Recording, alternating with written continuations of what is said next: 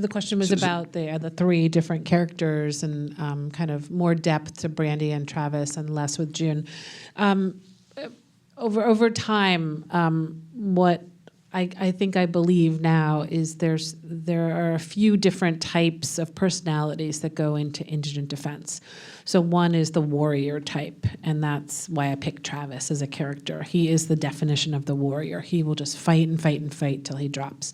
And then there's the social worker type, and that's kind of Brandy, and who they just want to save everybody.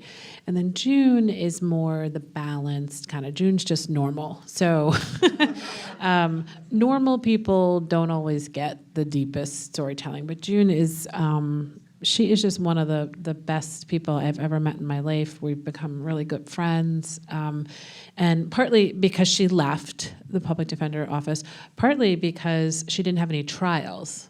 So we didn't get that story arc to go through with her.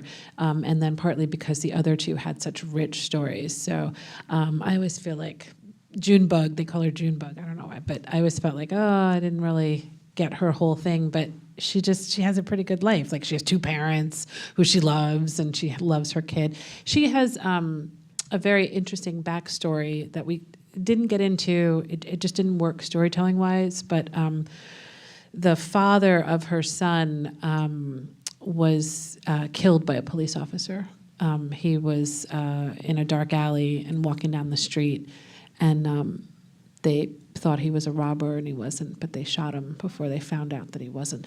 But the only way that you could get that story was her telling it, and it didn't really work the way we tried to tell it. So she has a very deep motivation for what she does, and partly because the man she loved was gunned down by the police, but this wasn't really that movie.